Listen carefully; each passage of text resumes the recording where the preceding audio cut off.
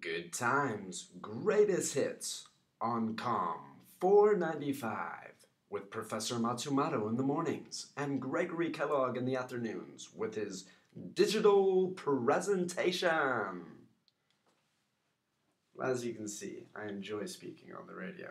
And this last semester, I found an internship that allowed me to do just that. There are many things in the radio industry that I never knew existed.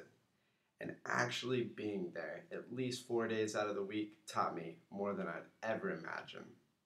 Working for 3 stations, 2 AM and 1 FM, I felt like I got the whole gist of the radio industry.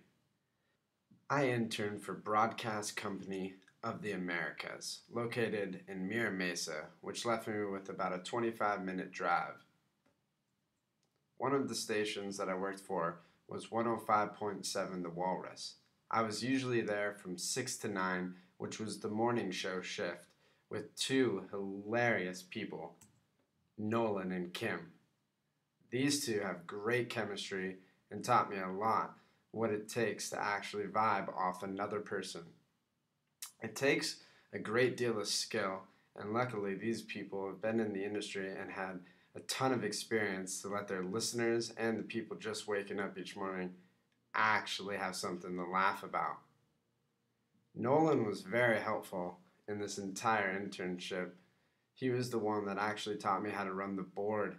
Never being in an actual radio class, I had no idea how to actually play the commercials in time or pick the music in regards to order to save time. There's a whole lot that actually goes on the computer nowadays. Rather than playing records or tapes or even CDs, everything is digital and everything's a click away. And Nolan was definitely able to teach me a lot more than I ever knew about that side. Another radio station I worked for was the Mighty 1090, just down the hall from 105.7 The Walrus, was where I worked with this guy, Hacksaw. He's a character. Definitely the joke of the station. Someone's always got something to say about his hairdo and that lovely mustache. But anyways, he's got the most listeners and he's got the most people that call in and either want to share their opinion or hear just Hacksaw just chop up what they have to say.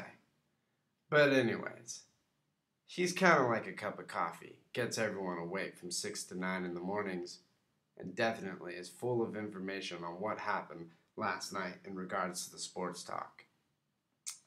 During this show, there was a lot of different things that I would have to do. Not only learning more about running the board and making sure that his microphone turns off when he coughs, but also I was able to edit sound bites for this station. Every single hour goes online to their website, and every interview needs to be cut out of that hour and needs to be put in a different folder under obviously interviews. This is so people online, on their phones, on the go, wherever, can listen to our station. And of course, if they miss something, for instance, a great interview, they can go online, check it out, and listen to it right there on anything, phone, app, tablet, you name it. So that was really fun, learning how to use Adobe and learning some of these editing skills that basically have to be done within a certain amount of time. That way their listeners can access it as quickly as possible. The next station I worked for was ESPN 1700 AM. This was a great experience. Obviously, ESPN is now national, so whenever I did events with them, people would always show up and always wanted to know what the great prizes were. Another part of the radio industry is sales. This is where the people work that get the advertisements, also known as commercials. Within the sales department, I can connect one of the communication concepts known as information theory. The sales team uses applied mathematics and a software that compresses data about commercial ads. Finding out who is spending money nationally or locally is a huge advantage. Now, sales members can go out and contact the companies that are already being played on the air, just on other frequencies. chances are, if they're already spending money on one station, they might spend money on our station. And each new company that a sales department gets, they get a little bit of a bonus. Another concept that I found to be pretty prevalent in the radio industry is the cultivation theory. In the case of the Mighty 1090, who's the home of the Padres, they definitely only talk about the Padres. Very rarely are they going to talk about the San Francisco Giants or the Dodgers unless they're playing us. I believe after a certain amount of time, the listener could be cultivated. Now, some say long-term effects or repetition in the case of 1090 would result in a Padre fan, which isn't the worst thing, but there definitely is cultivation taking place inside the radio industry. A hard skill that I had was in the editing department, dealing with cutting sound bites, editing, adding reverb, or even adding deeper vocals for a silly promotion. These hard skills I had because I've been involved in music since high school, and recording all different types of music has enabled me to understand the editing process and what it takes to actually have quality sound, which is obviously all you're going to be listening to on the radio is hopefully quality sound. A soft skill that I developed through this internship class was through promotions, I would say mainly. Handing out free stuff, trying to get people excited. Unfortunately, there are people who are upset and maybe don't like what your station's doing, maybe someone who was recently fired.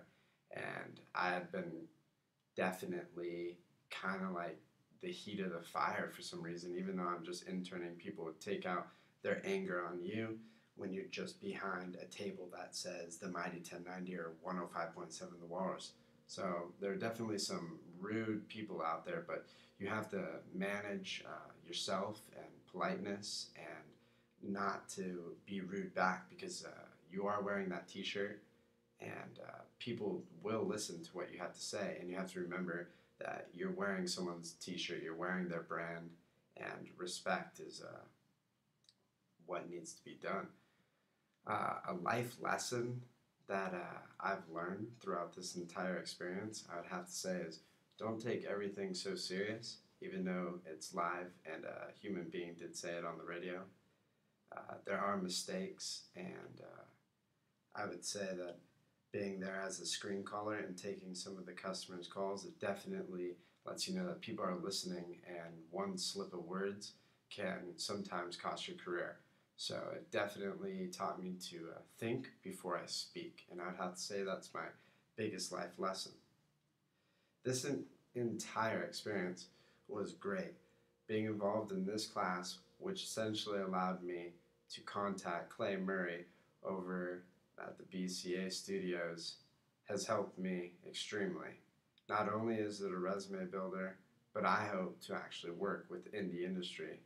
And having this for an entire semester was one of the best things that I've ever been involved in. So thank you, and that's the end of my digital presentation.